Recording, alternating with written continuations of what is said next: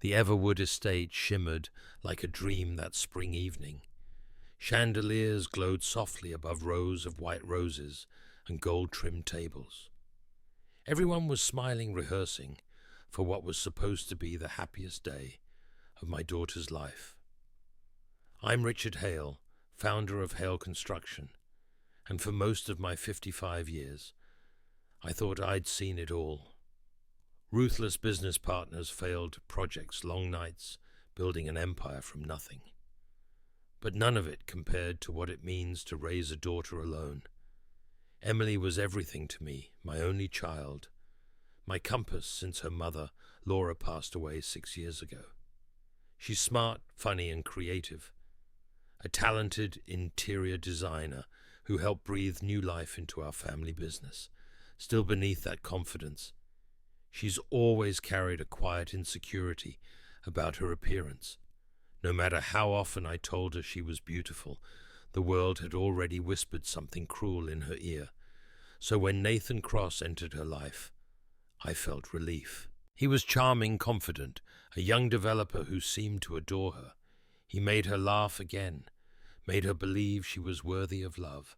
Watching them together reminded me of how I once looked at Laura, like there was no one else in the room. That evening, as the rehearsal wrapped up, I stepped outside for a moment of quiet. The air smelled of magnolia and rain. Guests' laughter drifted through the garden. For the first time in years, I let myself believe everything was finally at peace. I remember thinking, maybe this is how life makes up for what it takes away.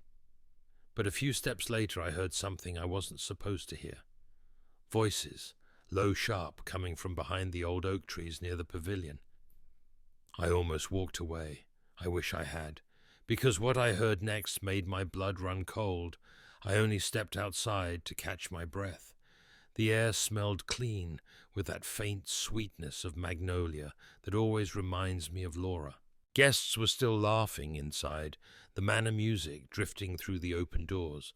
For a brief moment I felt proud, the kind of pride you only understand when you've raised a child alone and watched them rebuild their confidence piece by piece.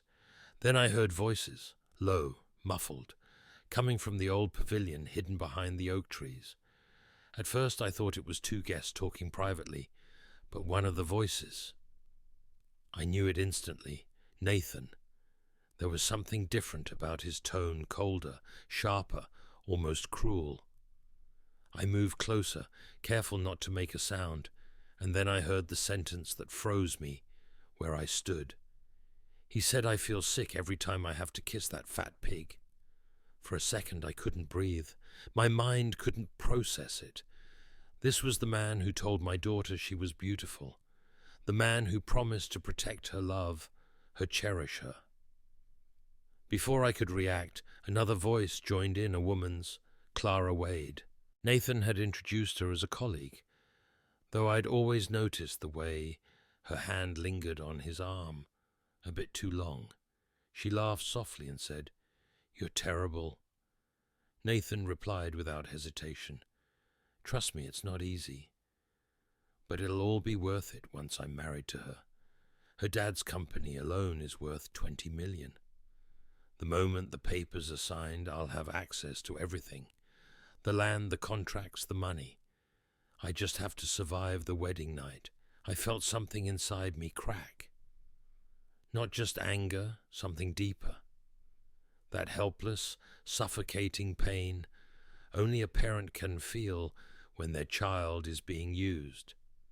Emily wasn't just marrying a man who didn't love her. She was marrying someone who despised her, who saw her as a shortcut to power. Clara giggled again, teasing him. "What if she finds out?" Nathan chuckled. "She won't. She's too desperate to be loved, too insecure about her looks. She'll believe whatever I tell her. And her old man, he adores me. I've got them both wrapped around my finger." I stood there, hidden behind the thick oak trunk, hands trembling so hard I had to grip the bark to steady myself. My knees almost gave out. Every word hit me like a hammer to the chest. Images flashed in my head: Emily at 8, crying after school because other kids called her names. Emily at 16, too embarrassed to go to prom. Emily just last week standing in her wedding dress, tears of joy in her eyes, as she said, "Dad, I can't believe I finally found someone who loves me for who I am." Now I knew the truth.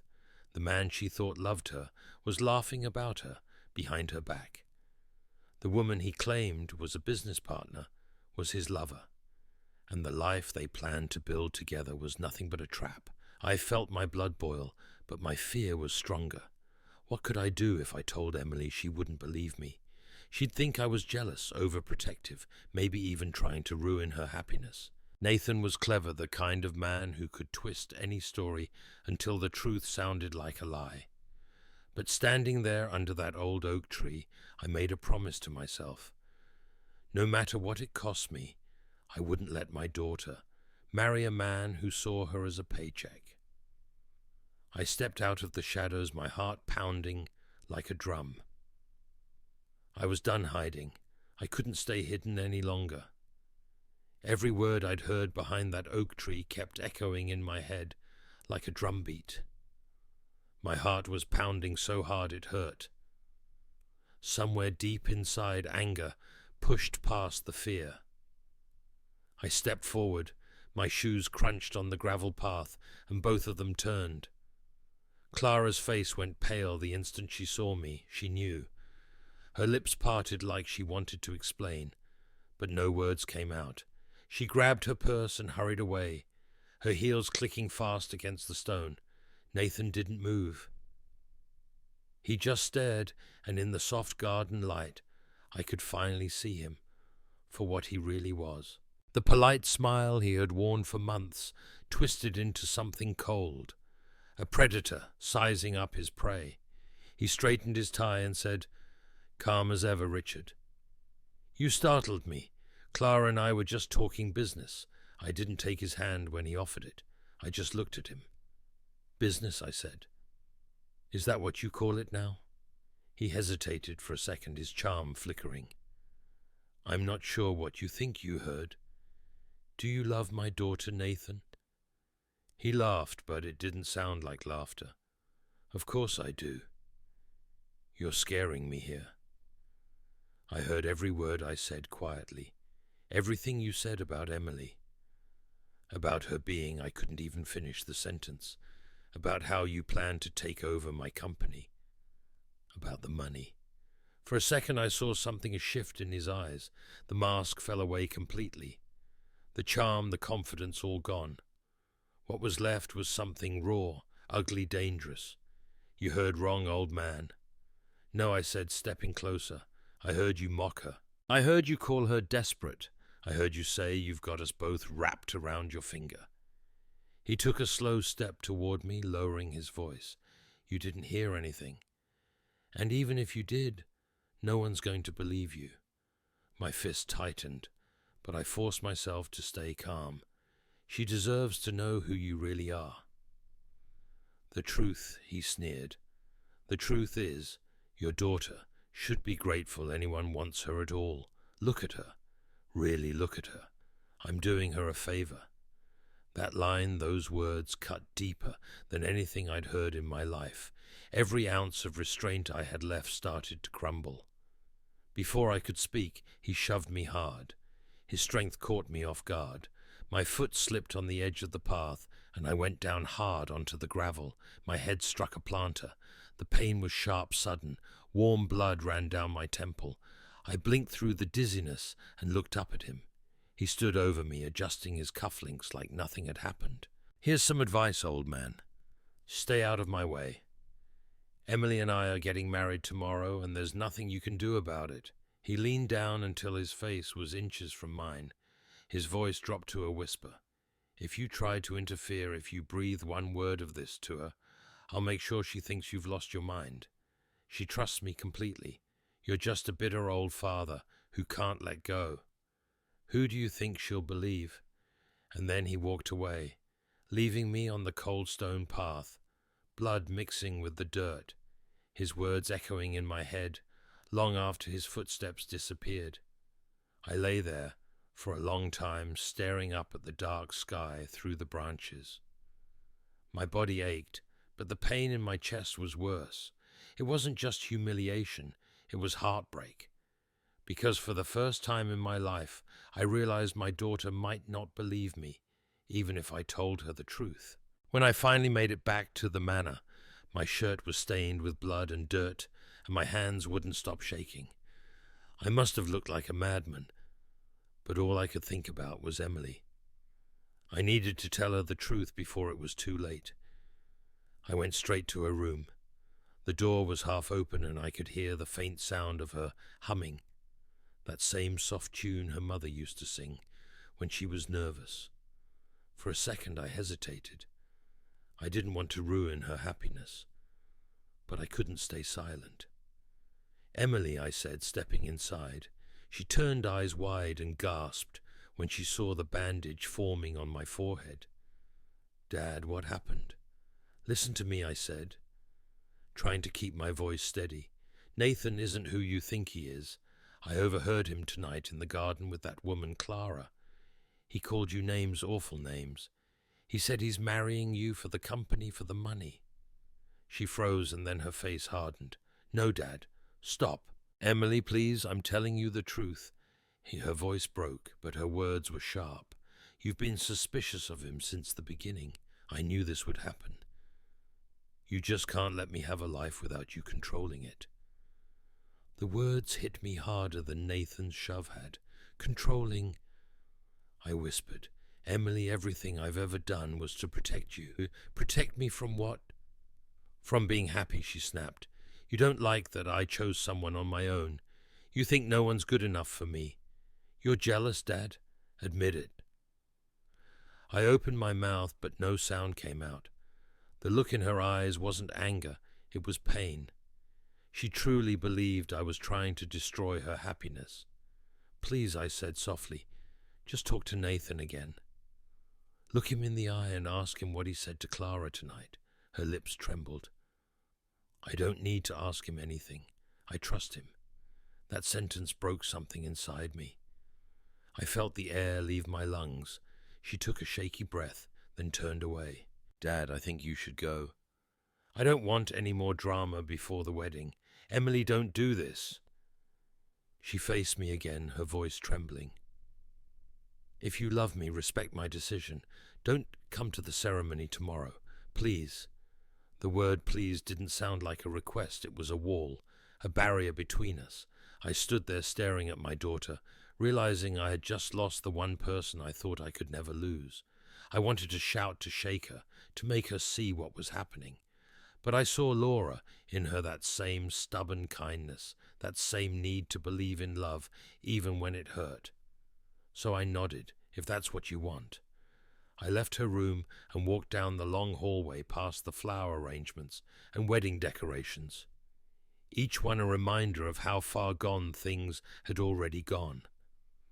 Outside, the night air felt heavier. I sat in my car for a long time, staring at the manor through the windshield. Somewhere inside, my daughter was dreaming about a future built on lies. But as much as it hurt, I knew this wasn't over. I couldn't walk away and let her life collapse. Even if she hated me for it, I would find a way to protect her. Because that's what fathers do. We stand guard even when no one wants us to. I barely slept that night. Every time I closed my eyes, I saw Nathan's smirk, heard his voice calling my daughter names. The words replayed like a curse I couldn't shake. I tried to tell myself there had to be another way to reach Emily, but nothing worked. She had built her faith in him so completely that my words sounded like lies. By dawn, I was sitting in my study, still wearing the same clothes from the night before. My head throbbed where he'd hit me, but the pain was nothing compared to what I felt inside. That helpless ache of knowing the person you love most is walking toward disaster and won't let you stop them. Then a thought hit me, a small, desperate spark of hope. The Everwood estate was a luxury venue. There had to be security cameras. Maybe one of them had caught what happened in the garden. I grabbed my keys and drove straight back to the manor. The staff was already setting up for the big day. I could see florists arranging bouquets, caterers bringing in trays of food, musicians tuning their instruments.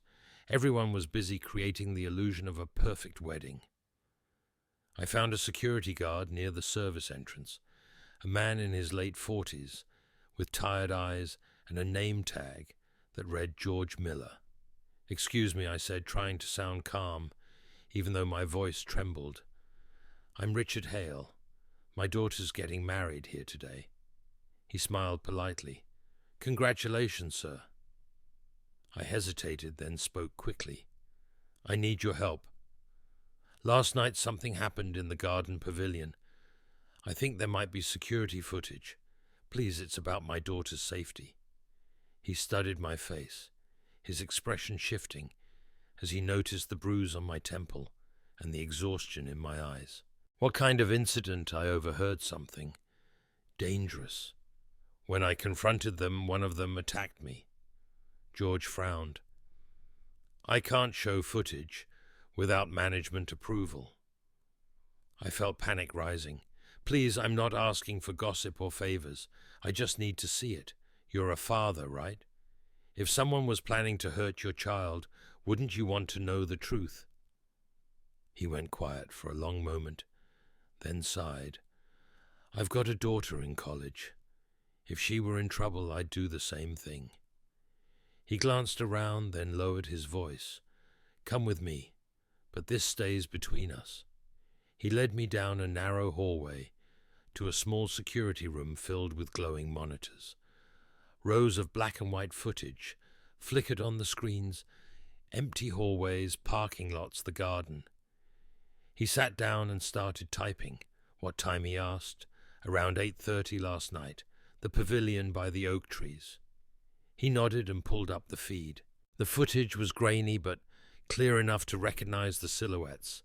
My pulse raced as I saw them. Nathan and Clara walking into frame. They sat close, talking, laughing. Even without sound, the body language was unmistakable. "Can you rewind a little?" I asked. He scrolled back, and that's when I saw it, Nathan leaning in. Kissing Clara, not a casual peck. A real kiss, passionate, intimate. The kind you can't explain away. My stomach turned. George muttered, "That doesn't look like business talk to me." "Keep playing," I said. The next few minutes showed me stepping into the frame, confronting them. Then came the shove the moment Nathan pushed me to the ground. It was all there, every second of it. George turned to me, shocked. "He really did that," I nodded. "And now he's marrying my daughter in a few hours." For a long time, neither of us spoke. The only sound in the room was the faint hum of the security system. Finally, George opened a drawer, pulled out a USB drive, and plugged it into the console. "I could lose my job for this," he said quietly, "but a father shouldn't have to watch his daughter be deceived like that." As the files transferred, the small progress bar felt like a lifeline. When it finished, George handed me the drive. "The timestamps are all there. It's solid evidence. No one can claim it's fake." I took the USB, its weight small but powerful, in my hand. "Thank you," I said, my voice breaking. "You may have just saved her life."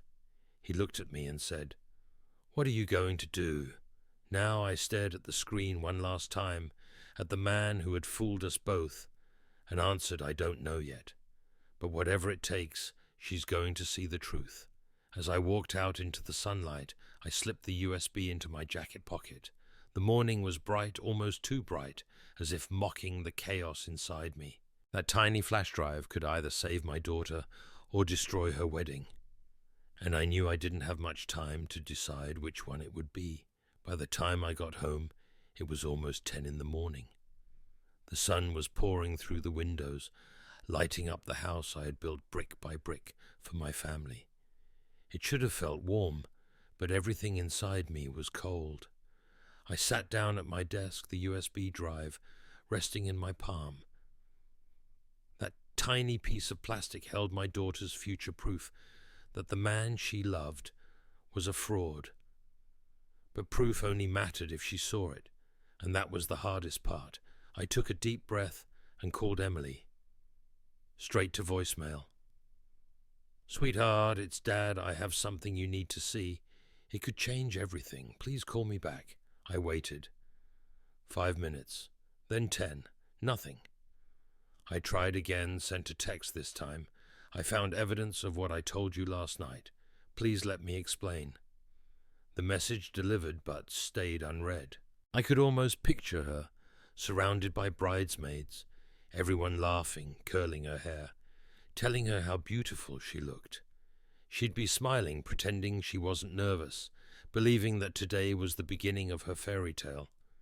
And I was the villain in that fairy tale, the controlling father who couldn't let go.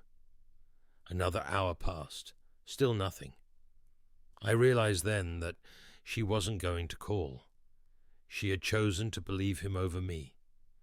I stared at the wedding invitation still sitting on my desk, the gold letters embossed with her name, Emily Hale and Nathan Cross, Everwood Estate. April 14th. I traced her name with my thumb, fighting the ache in my chest. If I couldn't reach her privately, I'd have to reach her publicly. The idea hit me like lightning, terrifying but clear. I would show everyone the truth in front of the guests, the priest, the cameras, everyone. The moment the officiant asked if anyone objected, I'd stand up. I'd play the footage, and I'd let the truth speak louder than my words ever could. It wasn't about humiliation. It was about saving her from a lifetime of pain. Once I made up my mind, everything became mechanical. I moved like a man with a mission. I pulled out my laptop, tested the video, and made sure the sound worked perfectly. The image was grainy, but the voices were unmistakable. The timestamp alone would silence any doubts. Then I packed a small projector from my office. I even practiced what I would say, short, calm, direct. "Ladies and gentlemen, before my daughter gives her life to this man, there's something you all need to see." I rehearsed it again and again in front of the mirror. My hands were shaking, but my voice stayed steady. I'd spent my career speaking in boardrooms, negotiating contracts worth millions. But this was the hardest speech of my life. Somewhere deep down, I knew it might cost me her love forever. She would feel humiliated, betrayed, angry beyond words. She might never forgive me. But love isn't always gentle. Sometimes it's standing between the person you love and the mistake that could destroy them, even if they hate you for it. As I zipped up my laptop bag, I caught sight of Laura's photograph on the dresser. She was smiling in that soft, knowing way of hers, the way she used to when she thought I was worrying too much. "I have to do this," I said quietly to her picture. "For our little girl." Outside, the world looked like any other beautiful Saturday. Birds in the trees, sunlight flickering across the lawn. But for me, time had narrowed to one simple mission. By the end of the day, Emily would know the truth. Whether she forgave me or not, that was a pain I'd carry later. Right now, my only job was to make sure she saw what kind of man she was about to marry. By early afternoon, the Everwood estate looked like something out of a magazine. Rows of white roses lined the walkway. Silk ribbons swayed in the breeze, and sunlight poured through the tall stained glass windows, scattering colors across the marble floor. Guests arrived in elegant suits and pastel dresses, greeting one another with cheerful laughter. If you didn't know the truth, you'd think it was a perfect day. I parked far from the main entrance and sat in my car for several minutes watching. I could see guests posing for pictures, the photographer barking cheerful instruction. My hands were gripping the steering wheel so tightly my knuckles were white. I wasn't supposed to be here. My own daughter had asked me not to come. But I couldn't sit at home pretending everything was fine while she walked down that aisle toward a man who had already planned her betrayal. Inside, a soft melody floated from the piano. I slipped through a side door, careful not to draw attention. Every corner of the hall gleamed the kind of beauty money buys when people want to believe in fairy tales. I found a spot in the back half, hidden behind a marble pillar. From there I could see everything: the aisle, the altar, the giant screen where I'd soon project the truth. My laptop was already connected to the venue's audio-visual system. One click, and it would all be over. As I waited, I could hear the low murmur of guests settling into their seats. Someone behind me whispered, "I thought her father wasn't coming." Another replied, "Maybe he changed his mind." They had no idea what kind of change was about to happen. Then the music shifted. The wedding march began. Every head turned as Emily appeared at the entrance, and for a moment I forgot how to breathe. She looked radiant. Not in the way magazines define beauty, but in that quiet, genuine way that only comes from pure happiness. Her gown shimmered like soft sunlight. Her dark hair framed her face perfectly, and her eyes, God, those eyes, were filled with love. Seeing her like that broke me a little.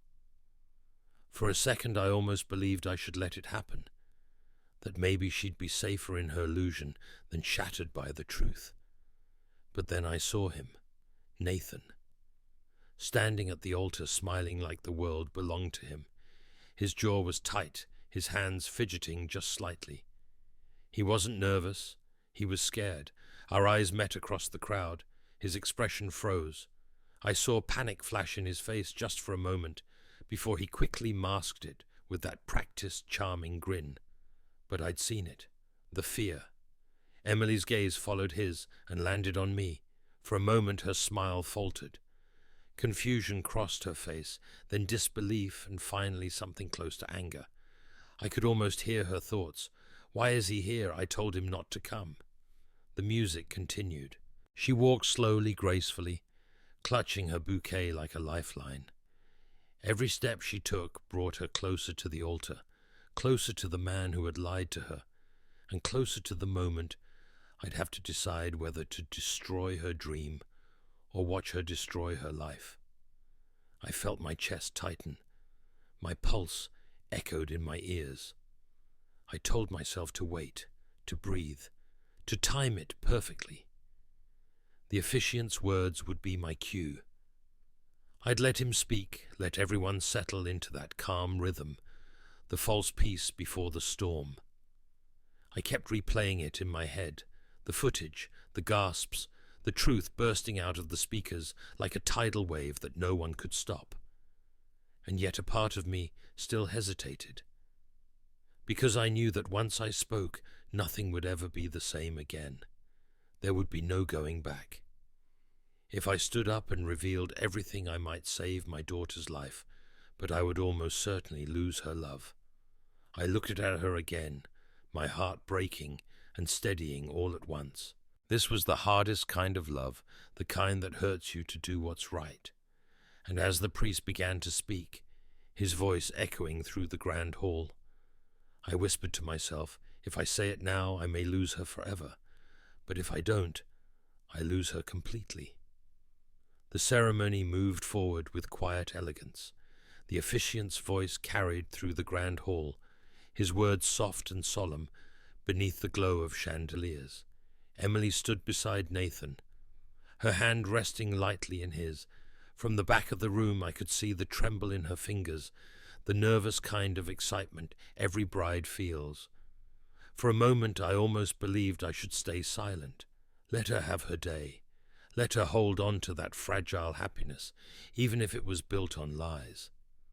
But then I looked at Nathan, confident, polished, pretending. The same man who had mocked her, who had shoved me to the ground without a shred of remorse. My stomach tightened. My heart was pounding so loud I could barely hear the rest of the vows. Every second that passed brought me closer to the line I'd promised myself I wouldn't cross, but knew I had to. The officiant smiled and looked around the room. If anyone here knows of any lawful reason why these two should not be joined, in marriage speak now, or forever hold your peace. The pause stretched out like eternity. You could feel the stillness settle over the crowd, that polite, expectant silence everyone assumes will be broken by no one. I stood up. My chair scraped softly against the floor, but it sounded deafening in that silence. 200 heads turned at once. I could see the confusion ripple through the guests, the whispers starting before I even spoke. I felt every eye on me, the weight of it, heavy, almost suffocating. But I didn't flinch. I object, I said. The words came out steady, louder than I expected, carrying through the hall like a crack of thunder. For a heartbeat, no one moved. Even the musicians froze. The officiant blinked in surprise. Then came the soft gasps, the murmurs spreading like ripples across the room. At the front, Emily turned toward me. Her face went pale, the color draining from her cheeks. She looked at me as if the ground had just shifted beneath her feet. "Dad," she whispered, though her voice barely reached me. "What are you doing?" Nathan stepped forward quickly, his arm protectively in front of her, that fake concern plastered on his face. But I saw the flicker in his eyes, that flash of fear. He knew what was coming. I took a slow breath. My hands didn't shake this time. For months, maybe even years, I'd let other people tell me when to speak and when to stay quiet, but not today. Before my daughter gives her life to this man, I said, my voice echoing clearly through the hall, "There's something everyone here needs to see." The guests stirred, whispering among themselves. Some leaned forward. Others exchanged confused looks. Emily's voice broke. "Dad, please don't do this." But it was too late. I walked to the side of the aisle, reached for my laptop on the AV table, and connected it to the screen that towered above the altar. My heart hammered so hard I could barely think, but my hands were steady. On the screen, the video thumbnail appeared, the grainy image of Nathan and Clara in the garden pavilion. I turned back to the crowd. "This won't take long," I said quietly. "But you all deserve to know who this man really is." The hall fell silent again, even heavier this time. I pressed play. The moment I hit play, the hall fell silent. The screen flickered to life, grainy at first, the image adjusting until two figures appeared. Nathan and Clara seated close together in the garden pavilion. At first a few guests smiled, probably assuming it was a slideshow or some sentimental surprise. But within seconds the tone changed. Nathan's voice filled the room, sharp and cruel. "I feel sick every time I have to kiss that fat pig. Her dad's company alone is worth 20 million.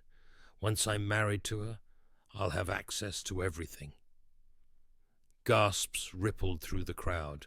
Someone in the front row covered her mouth. Another man muttered something under his breath. Emily stood frozen. Her bouquet slipped slightly in her hand. Her lips moved, but no sound came out. On the screen, Clara's voice followed, teasing and soft. "You're terrible. What if she finds out?" Nathan laughed. "She won't. She's too desperate to be loved, too insecure. She'll believe whatever I tell her. And her old man adores me. I've got them both wrapped around my finger." That was the moment the room broke. Whispers turned to cries of disbelief. People exchanged horrified glances. I could hear someone say, "Did he just say that about Emily?" Emily's face went pale. She shook her head slowly, as if willing the screen to stop. "No," she whispered. "That's not him. This can't be real." Nathan stepped forward, his voice rising. "Stop this. This is fake. He's manipulating everyone. It's edited." I ignored him and clicked to the next file. "There's more." The second video began. This one showed them again, Nathan and Clara. Only this time, they weren't talking. They were kissing. Long, passionate, intimate. The crowd gasped again. Even those who had doubted a moment ago were silent, now staring at the undeniable proof of his betrayal. Then came the final part, the confrontation. The footage showed me walking into frame, speaking to Nathan, his aggressive stance the shove. My body falling backward onto the gravel, the impact the blood. A woman in the audience cried out, "Oh my God!" Nathan lunged toward me, shouting, "Turn it off, you've gone insane!" Two groomsmen stepped in, holding him back as he struggled. Emily stood perfectly still, her eyes locked on the screen, watching the man she loved assault her father. When the video ended, the silence that followed was heavy enough to crush the air from the room. For a long moment no one spoke. Even the officiant looked shaken. Then a quiet voice rose from the side, the venue manager. "I'm sorry to interrupt," he said, clearing his throat. "But those are our cameras. The footage is authentic. The timestamps match our records." That single confirmation shattered what little illusion remained. Emily's knees buckled, and her maid of honor caught her by the arm. But Emily pulled away, staring at Nathan, with eyes full of pain and disbelief. "You called me a monster," she whispered. "You said I was disgusting. You lied to me." Her voice grew stronger, fueled by anger and heartbreak. "You used me for money. You cheated on me. You attacked my father." Nathan's charm dissolved completely. His face twisted, cycling between panic and rage. He looked around, realizing the audience wasn't just watching. They were judging. He muttered, "You're all insane if you believe this," then pushed past the guests, storming down the aisle toward the exit. No one tried to stop him. Emily's tears fell freely now. Her bouquet hit the floor as she turned toward me. For a second I wasn't sure what she would do. Yell, cry, walk away. But instead, she stepped forward and collapsed into my arms. "Dad," she whispered, her voice shaking, "I'm so sorry." I held her, feeling her body tremble. Around us, people murmured softly, some in shock, some in quiet admiration. But all I could focus on was the weight of my daughter's head against my shoulder and the fact that finally she saw the truth. The man who'd fooled her was gone. The truth had done what love alone couldn't, and as the crowd slowly began to move again, ushers helping guests, the officiant lowering his head in disbelief, I knew the hardest part was over. Nathan Cross had been exposed, and my daughter was free. For a few seconds after the video ended, the entire hall stood frozen. It was the kind of silence that feels alive, heavy, electric, almost sacred. No one dared to move. The truth had landed like a stone, dropped into still water, rippling through every corner of the room. Nathan stood in the middle of it, his face pale, his polished confidence slipping away with every heartbeat. His mouth opened, but the words that came out were scattered, desperate. "This isn't real," he stammered. "He doctored this. You can't seriously believe." But no one believed him. The manager's earlier confirmation had sealed his fate. People who once smiled at him now looked at him with disgust. The illusion he had built, the charm, the smooth talk, the perfect suit was falling apart, right before everyone's eyes. Emily stood still at first, tears streaming down her cheeks. Then she lifted her head and looked straight at him. Her voice shook, but her words cut through the room like glass. "You called me a monster," she said quietly. "You made me feel like I should be grateful you even noticed me. And all this time you were using me." He tried to step closer, his hands raised like he could still explain it away. "Emily, please. I didn't mean..." She took a step back. "Don't. Just stop. You lied to me. You lied to my father. You lied to everyone." Her voice cracked. "You made me doubt the only person who ever loved me, without condition." Nathan's mask broke completely then. His shoulders dropped. His eyes darted from face to face, realizing there was nowhere left to run. "This is insane," he muttered again, more to himself than anyone else. "You're all crazy." And then, like a man whose last card had been played, he turned and ran, down the aisle, past the shocked guests, out the grand doors that swung wide open behind him.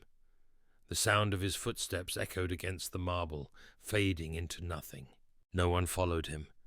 No one called after him. The only sound left was Emily's quiet sobs. She looked at me, her eyes red and full of heartbreak. For a moment she seemed like a little girl again, the same way she used to run into my arms after a bad day at school. Then, just as she had back then, she did exactly that. She stepped forward, trembling, and collapsed against me. I caught her and held her tight, one hand on her back, the other cradling her head. "I'm so sorry," she whispered through her tears. "I should have believed you." I felt my throat tighten. "You don't have to be sorry, sweetheart. You wanted to believe in love. That's nothing to be ashamed of." For the first time in months, I felt her truly relax in my arms. Around us, people began to move again. Soft voices, murmurs of sympathy, a few even clapping quietly, not out of celebration, but out of relief. The truth had done what it was meant to do. It had set her free. Nathan's lies, his arrogance, his cruelty, all of it had crumbled under the weight of simple honesty and the courage to show it.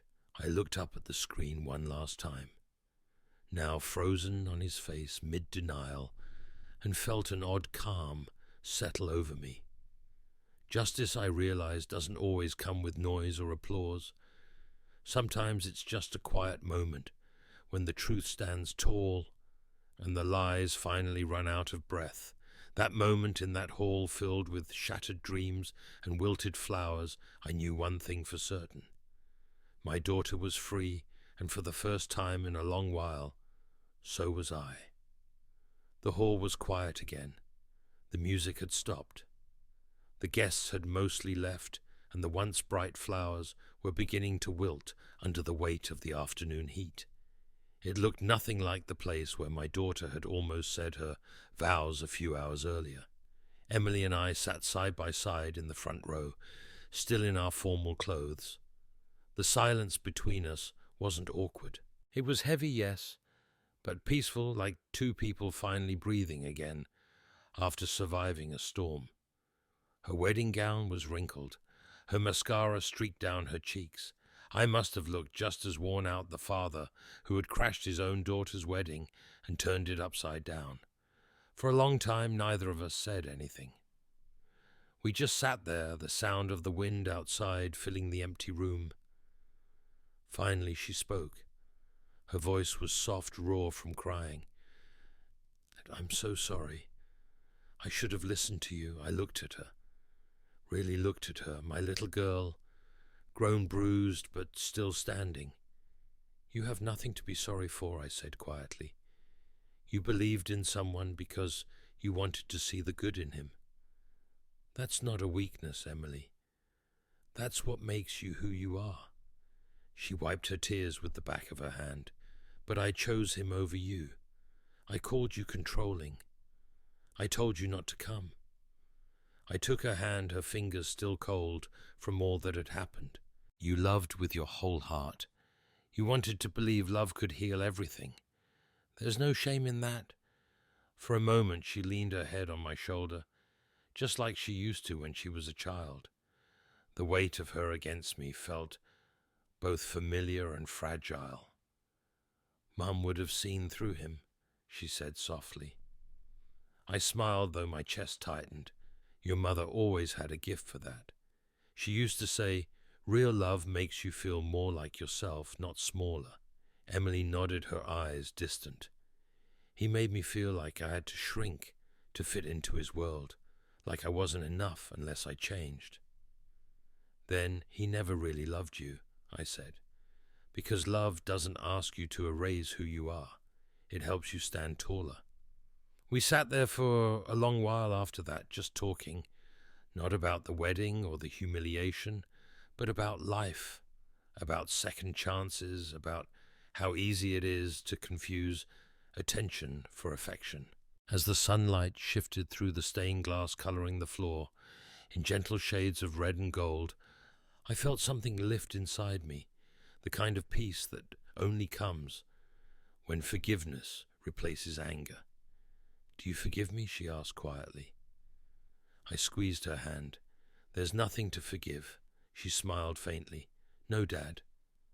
I meant, do you forgive yourself for not stopping it sooner?" For everything. That question caught me off guard. I looked at her, my daughter wiser now in ways I wish she didn't have to be, and realized she was right. I'd been punishing myself for years, not just for this, but for every time I couldn't protect her from life. I exhaled slowly. "I'm working on it." She rested her head back on my shoulder, and together we watched the last of the guests leave. The hall that had once echoed with laughter now held something deeper, a quiet understanding between two people who had finally found their way back to each other. When she finally spoke again, her words were calm, steady, almost hopeful. Maybe this wasn't the wedding I dreamed of, but maybe it was what I needed, a reminder of what love should be. I nodded, my eyes stinging. Sometimes the hardest lessons are the ones that bring us home. Outside, the afternoon light faded into a soft, forgiving dusk. The storm had passed, and in that stillness, I realized something I'd forgotten for years, that love, real love, doesn't make you smaller. It helps you become exactly who you were meant to be. In the weeks that followed, the story of that wedding spread quickly. People whispered about it in coffee shops, retold it over dinner tables, turned it into the kind of story that always begins with, "Did you hear what happened at Everwood Estate?" But for us, it wasn't gossip. It was life. It was the ending of one story and the beginning of another. Nathan and Clara disappeared not long after that day. One morning, I heard through a mutual business contact that they had both left the city.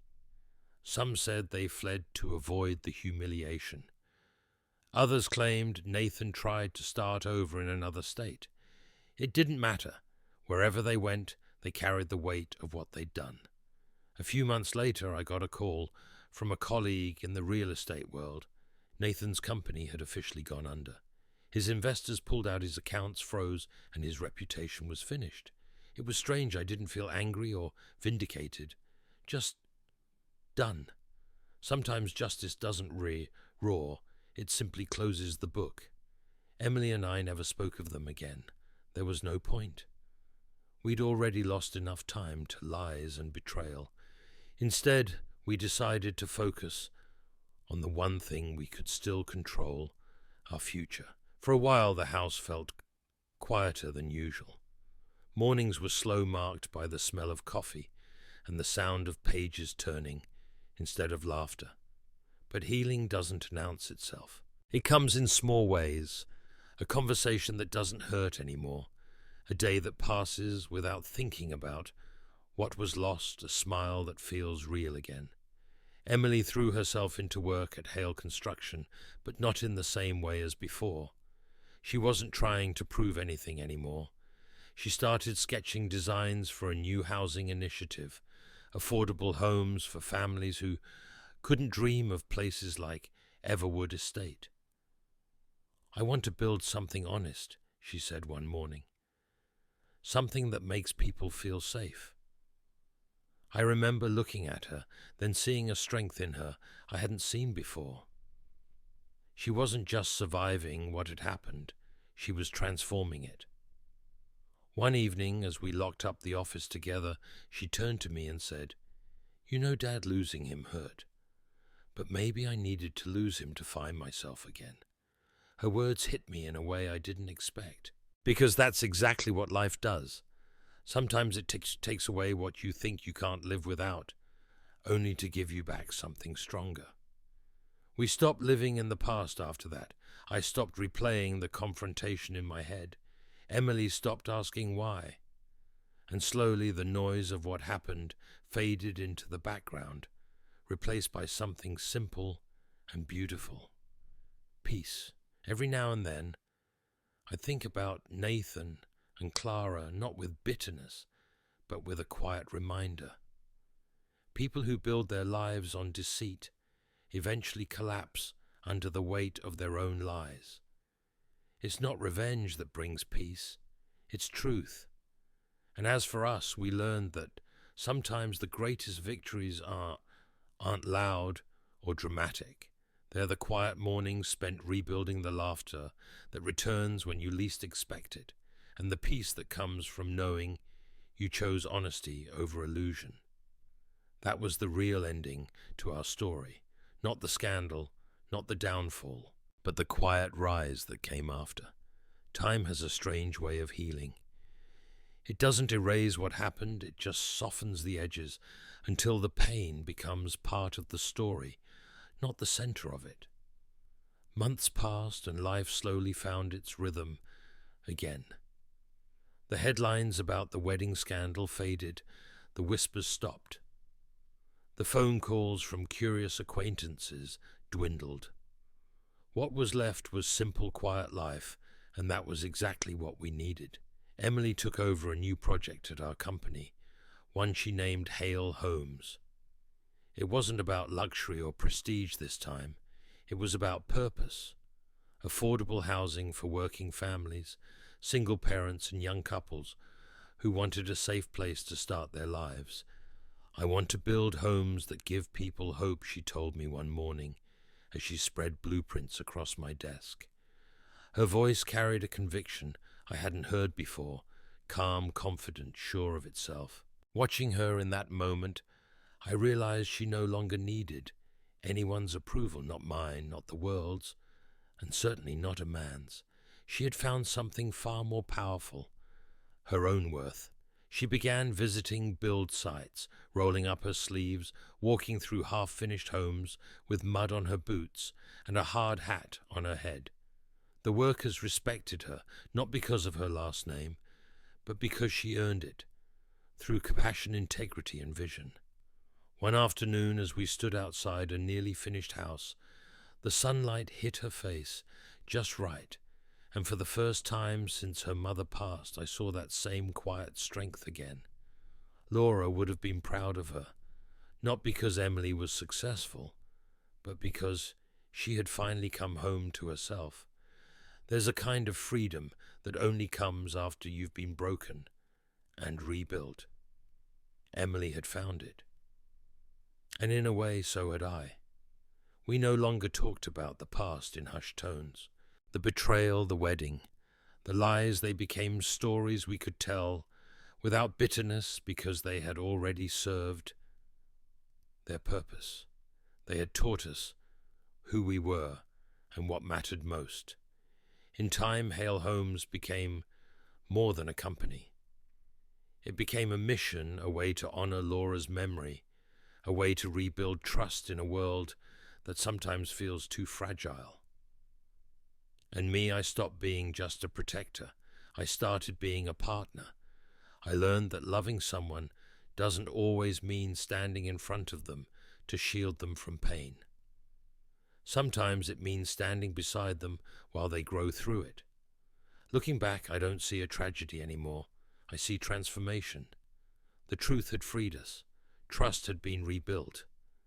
And love, the kind that survives storms, had found its way back home. Real love, I've learned, doesn't make you smaller. It helps you become who you were meant to be. Looking back now, I understand something I didn't before. Loving your child doesn't always mean staying silent. Sometimes it means standing in the fire, speaking the truth, even when it costs you everything. For a long time, I thought protecting Emily meant keeping peace, avoiding conflict, letting her learn things her own way. But silence can be its own kind of betrayal. It allows lies to grow roots. It lets danger disguise itself as love. That night at Everwood Estate, when I heard Nathan's words beneath those oak trees, Every instinct in me screamed that something was wrong, and still I hesitated. I told myself I might be overreacting, that she'd hate me if I got involved, but a parent's intuition is never random.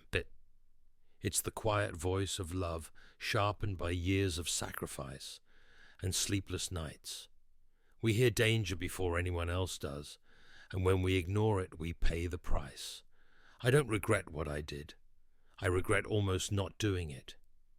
If I had stayed silent, my daughter would have walked into a lifetime of manipulation and pain. Speaking up cost me her trust for a while, but it gave her freedom forever. To any parent watching this, I'll tell you what I learned the hardest way. Trust that instinct inside you. The world might call you overprotective or controlling, but only you know the truth of what your child faces. Love doesn't mean standing back, it means standing up. If this story has reached you, if it stirred something deep in your chest, share it. Not for me, not for Emily, but for every mother and father who might be second-guessing that quiet feeling that something isn't right, because sometimes one brave voice can stop a lifetime of silence.